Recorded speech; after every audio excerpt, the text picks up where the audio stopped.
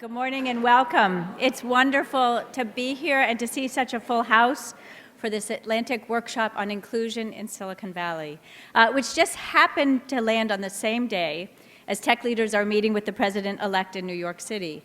And I think what it underscores, if nothing else, is the centrality of Silicon Valley in this country's future. As the voice of God, who you'll hear across the course of today, said, I'm Margaret Lowe. I'm president of AtlanticLIVE, the events division of The Atlantic, where we try to tackle some of the most pressing issues of our time. And I think it's fair today that today's topic fits that bill. We're going to spend our time together talking about inclusion in the workplace and in the surrounding communities. The two are inextricably linked. And these issues are critical not just to those of you in this room or to people who work here or live here, but for the nation as a whole, because issues of inclusion and diversity, gender and racial equality play out across the country. It seems fitting, too, that we're here at the Computer History Museum, right at the heart of the Central Valley, of the Silicon Valley, I should say, because in the American imagination, this valley has a kind of magical allure. It's the capital of what's next, a place that's fueled by hope that technological advances will create economic growth, expand opportunity, and improve all of our lives.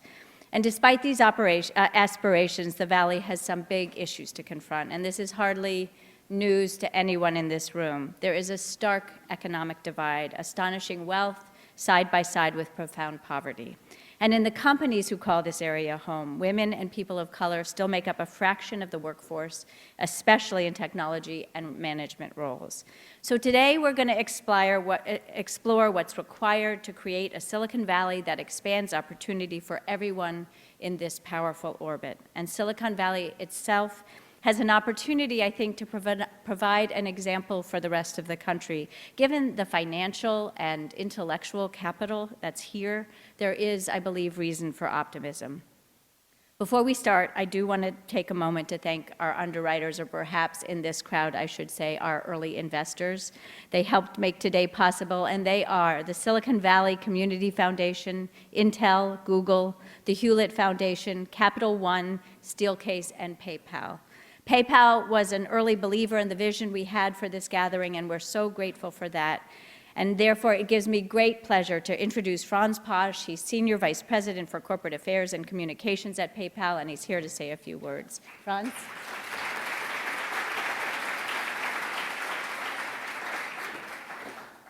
Thank you. And wow, this is a fantastic gathering.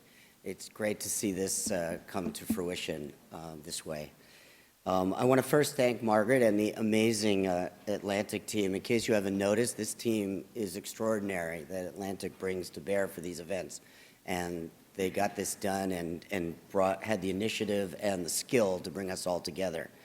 So we're here to talk about inclusion and how, not only to talk about the problem, but to really share some thoughts about what kind of progress we can make, how we can learn from each other, and how we can share in solving the issues that are before us.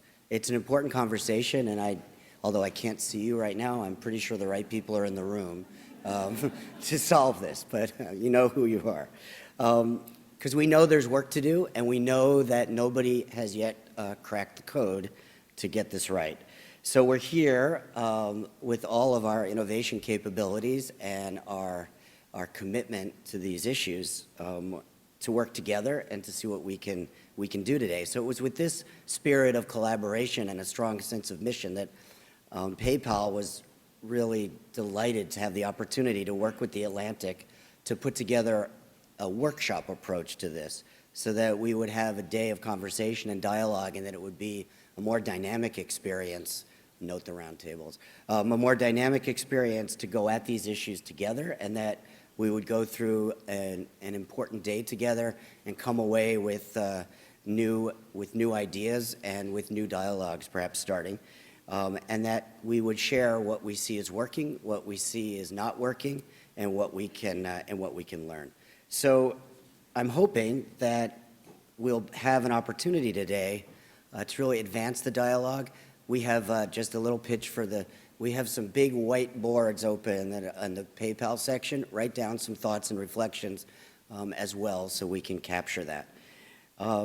So I want to just thank everyone for being here and look forward to a great agenda and to conversations and good, constructive, and productive work together today. Thank you very much.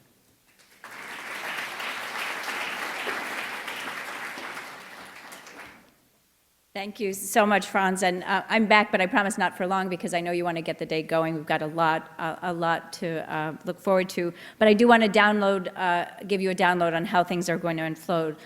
We've actually divided the day into 4 main sections. We're going to start with a conversation about the companies many of you work for, and we'll consider the question, can Silicon Valley hack diversity? Then we're going to have an opportunity to workshop some of the biggest issues during lunch. We'll come back after that for a conversation about community. We'll hear from local mayors and housing experts about the cost of living and working here. And we're going to end the day with a conversation about what this community can do to help solve the issues across the country. This is a town hall of sorts. I want to echo Franz. We're calling it a workshop because we don't want those who happen to be on stage to simply ponder the problems. We want everyone here to engage. We want people to open up about what's hard, about what you're trying to accomplish. We're hoping to break down some walls and lead to really substantive conversations and brainstorming about big ideas and possible solutions. Beyond that, I do have some practical notes. We are on social media. Please silence your cell phones, but don't put them away because we would love you to be part of the conversation on Twitter. You can use the hashtag InclusionSV, that's inclusion, then the letter S, the letter V all together. And of course, there's going to be plenty of time for questions and conversation with all of you, and we have audience mics in the room for that. I don't usually say this. We have a wonderful crowd here this morning, and I know you all have incredibly busy lives. I would love for as many of you as possibly can to spend as much of the day with us as possible. I mean, obviously, some of you came for one section of the day or another, but I think it will be the amalgam of things that will make it the most meaningful day possible. So I hope you will consider sticking with us. 2 years ago, I think it's fair to say this conversation may not have been possible. It was then that many of the companies in the Valley, some of them represented here with us today, first made their workforce diversity numbers public. And since then, many more have made diversity and inclusion an economic and cultural imperative. So we're going to begin the day defining with a wide-angle lens, what does diversity look like in the Valley, what's being done, what's working, and what isn't. To tackle these questions and more, please welcome Marcia Morales-Jaffe. She's Senior Vice President and Chief People Officer at PayPal. Carissa Romeo is a partner at Paradigm. It's a consulting firm that helps companies with their inclusion and diversity strategies. Nancy Lee is the Vice President of People Operations at Google.